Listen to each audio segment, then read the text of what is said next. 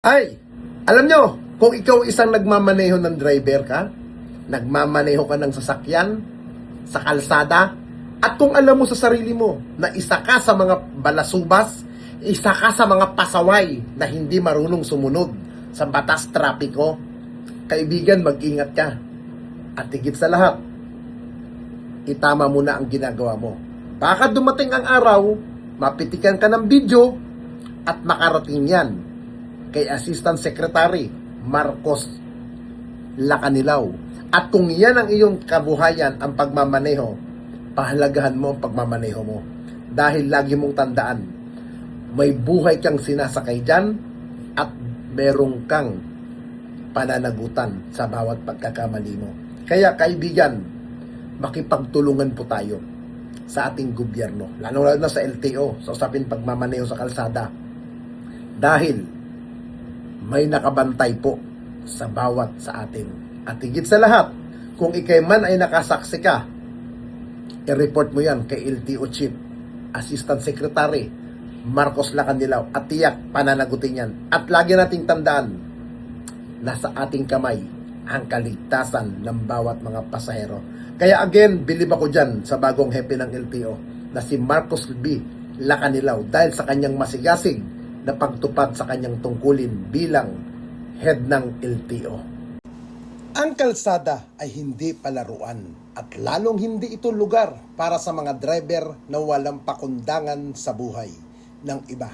Ang viral video ng isang sasakyan biglang umikot at biglang nag-counterflow sa gitna ng mataong Bukawi Toll Border sa NLEX noong April 27, 2026 ay isang malinaw na pagpapakita ng kawalan ng disiplina at tahasan pagbabaliwala sa batas trapiko.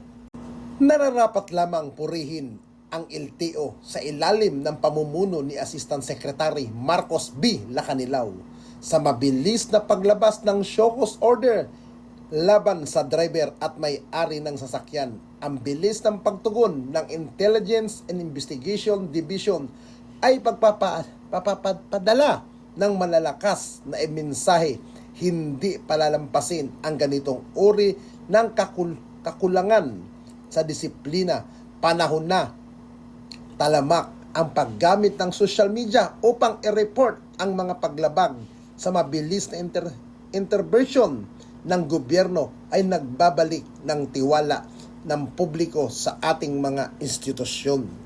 Ang counterflow ay hindi lamang simpleng pagkakamali.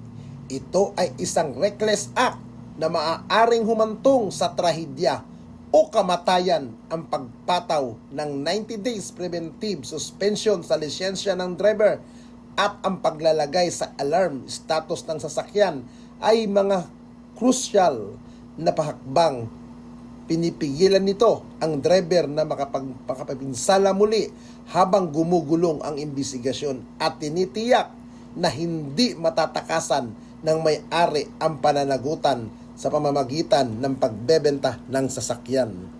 Ang banta ng LTO na itinuturing na pagtalikod sa karapatan may pagtanggol ang sarili, ang hindi pagdalo sa pagdinig sa Mayo 5 ay isang matapang na polisiya. Ipinapakita nito na ang batas ay hindi nakadepende sa kagustuhan ng nagkasala.